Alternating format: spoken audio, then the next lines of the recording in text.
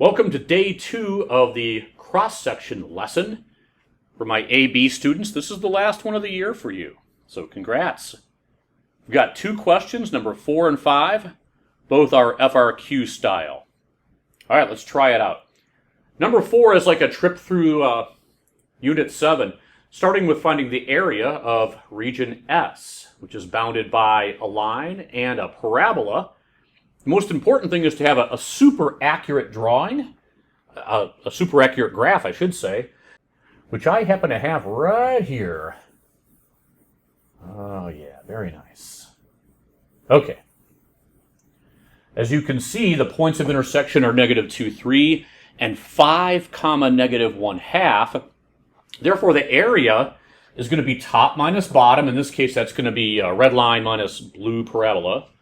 And we're going to integrate from -2 to +5. Now, the number of steps that you need to show probably depends on the teacher that you have. There's no real right or wrong. I generally, on my own tests, will encourage students to show a couple more steps, just in case they type the wrong thing into their calculator.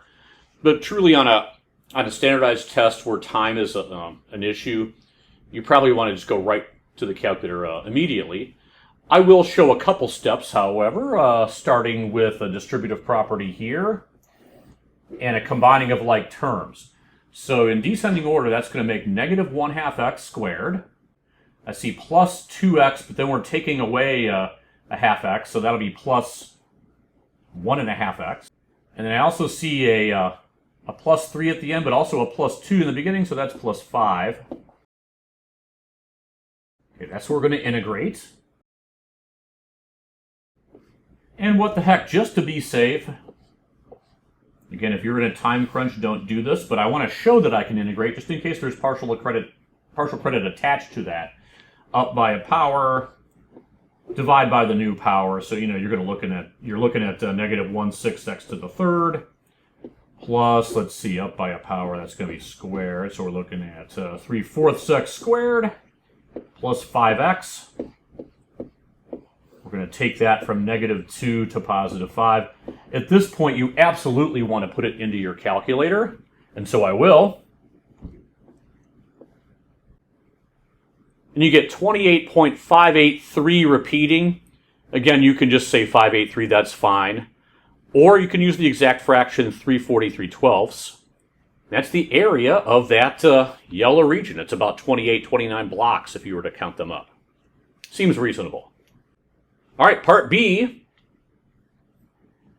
same graph, but this time we want the volume if you take this region and rotate it about the line y = 4. All right, so y = 4, of course, is up here. It does not touch it. Therefore, I can see some washer method coming into our future. I'm going to go ahead and make a representative rectangle here. I'll just put it at a random spot.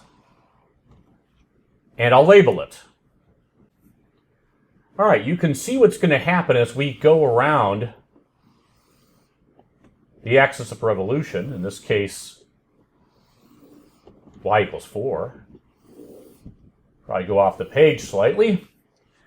We just have to figure out what is the outer radius and what's the inner radius. We'll do that right now. The outer radius is going to be from here up to the axis of revolution. That's capital R. And the inner radius is going to be from here up to the axis. So we'll call that lowercase r. And we just have to find out what those are. All right, for the capital R, for the outer radius, like all radii, it's going to be top minus bottom. So it's going to be 4 minus this trinomial. And when I subtract the trinomial, I'll be distributing the negative through, which is going to change all the signs. So we're going to have 4.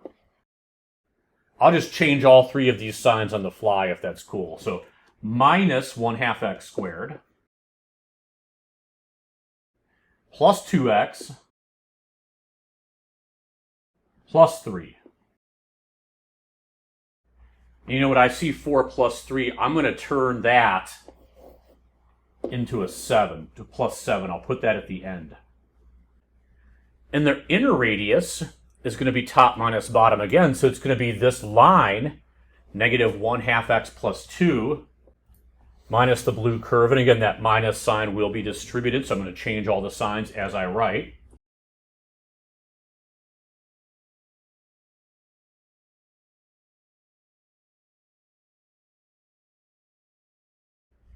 Again, we can combine some like terms.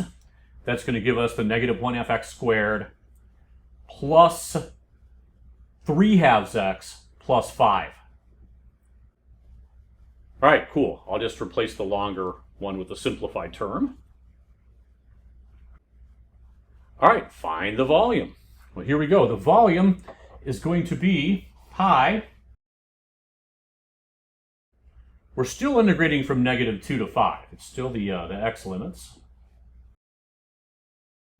Again, I don't have to write these all the way out. I've already called them capital R and lowercase r, so as long as it's on the page, I'll be fine with it. Graders will be fine with it. Again, like I always say, you still need the dx at the end.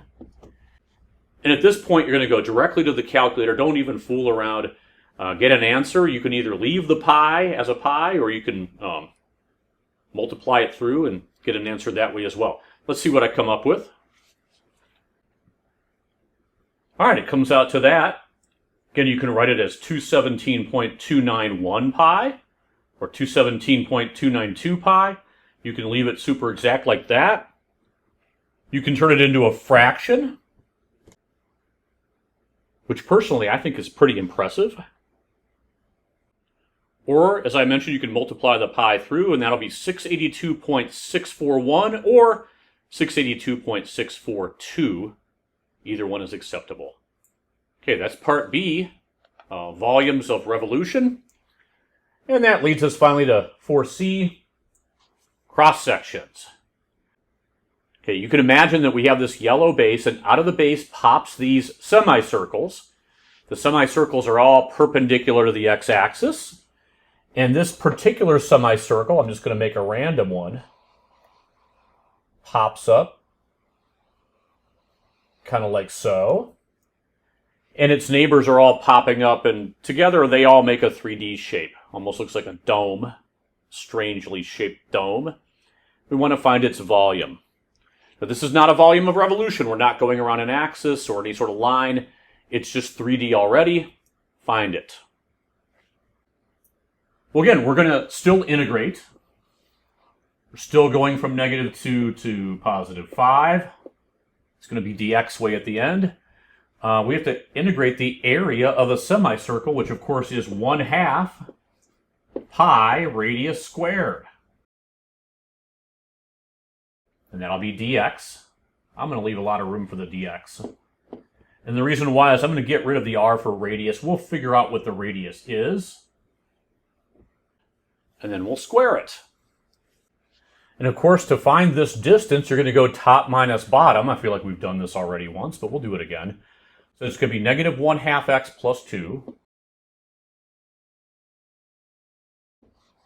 minus the bottom. So again, I'm going to change the sign. So that'll be -1/2 x squared plus 2x plus 3. If you put together all the like terms, you get this. Which again, we just saw in part 4b. But that's not the radius, you guys. Look at the drawing. That is the diameter of what would be a circle. It's the diameter of the semicircle. We want the radius, so we need to cut that in half. So as we put this in, it's going to be -1/4 in front of the x squared. It's going to be plus 3/4 x. Plus 5/2.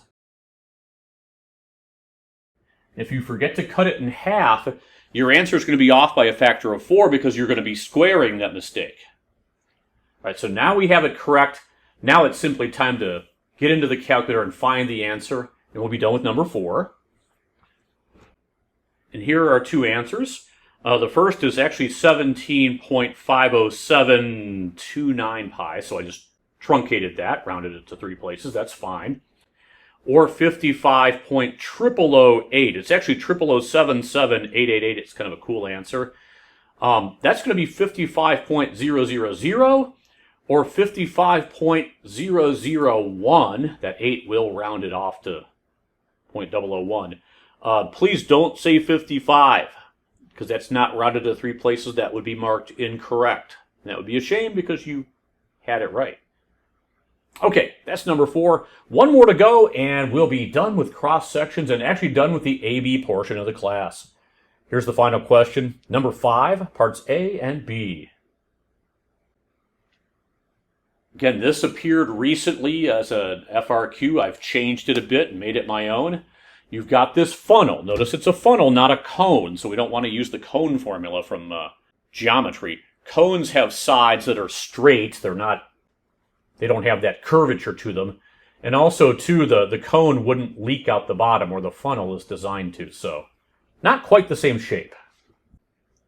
It does say that the liquid inside has circular cross sections, and that makes sense because if you look at this liquid, let's pretend that it's water, and you looked at the surface of the water, and you look straight down like a bird's eye view, that would be a circle.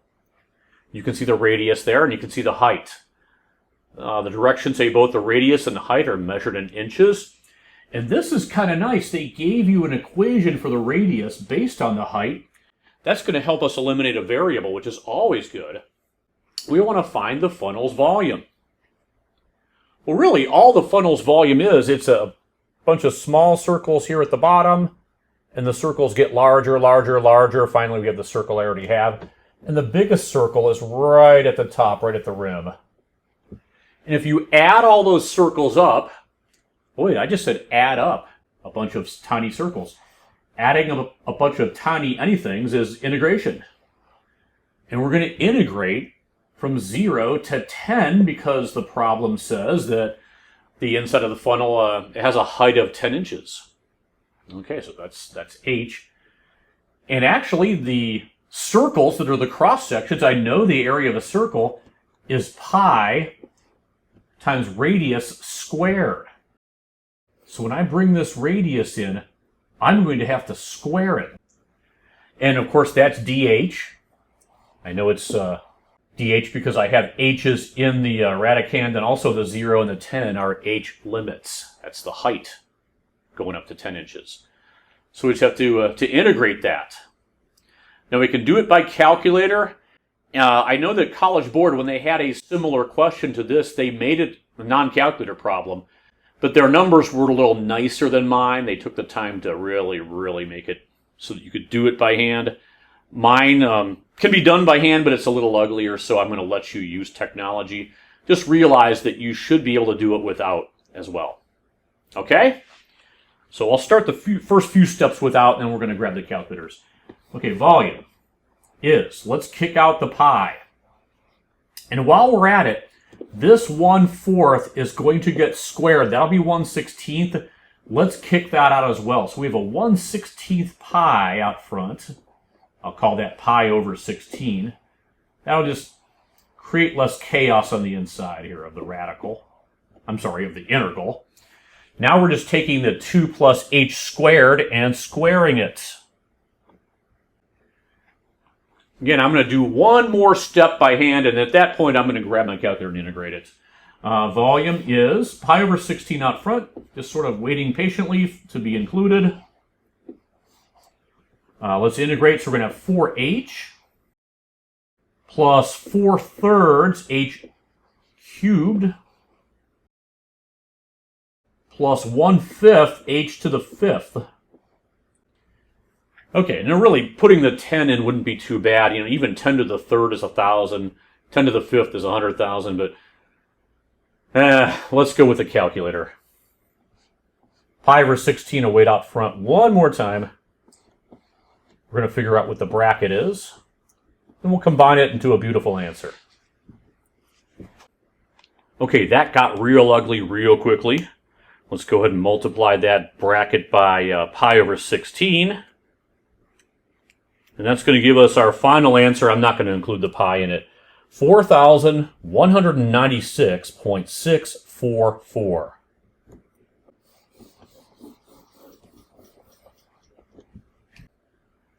That's the volume of the funnel. All right, last one, 5B, same funnel, different question. Water begins leaking from the bottom of the funnel. You can see it dripping out. When the height of the water is 8 inches, the water's height is decreasing by 3/4 of an inch every second. So the water's leaking out pretty well. It's not gushing out, but it's not a slow drip. At this moment, how quickly is the radius of the water's surface decreasing? Oh boy. We have ourselves a related rate problem with a funnel. Fabulous. And it's an FRQ. So let's get a goal statement. Now let's see. How quickly, here's our rate, is the radius decreasing? We want to find dr dt. D radius, d time. When height is 8. Okay, so we have a goal statement, which means we have a chance. The other number that's been given to us right here is this 3/4. It says decreasing, so it's negative 3/4. That's the water's height, so that's the rate. So that's going to be dh dt. You write that off to the side in case we should need that.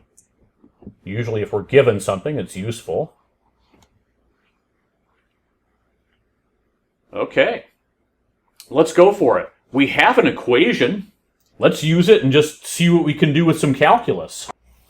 We'll bring it on down, but as I come down, I'm going to take the derivative. So the derivative of r is 1, but wrong letter, dr dt, which is good because that's what we're trying to find, and now it's written on the page. On the right-hand side, before I get into this, I'm going to distribute this. So the original problem is really 1/2 plus 1/4 h squared. That'll be easier to take a derivative of because the derivative of 1/2 is 0, and the derivative of 1/4 h squared will be 2/4, or 1/2 h. Oh, but that's the wrong letter. So we need a dh dt. And man, you guys, I was all worried about this problem. This problem is ridiculously simple because h is 8, so that's going to go in. dh dt is negative 3/4, so they've handed us everything we need. dr dt is going to be, let's see, 1/2 of 8. That's 4 times negative 3/4. The 4's will cancel. The answer is going to be negative 3. You know, we have to put the units on there. How quickly is the radius decreasing? Well, it's simply a radius, so it's just going to be inches per, where's the time units? Second. So the radius of this this liquid is decreasing by 3 inches every second, at least at that moment that the water is 8 inches tall, 8 inches high. Now it does say how quickly is the radius decreasing, so you really wouldn't have to have that negative. It might be safer to write a sentence and just quickly say, the water's radius at the surface is decreasing by 3 inches per second. And that way you've covered your bases. All right, well, great job. Fantastic. We are done with Unit 7. And that's a great feeling, especially if you're an AB student. But nonetheless, we'll see you in Unit 8, BCers. Take care, everybody.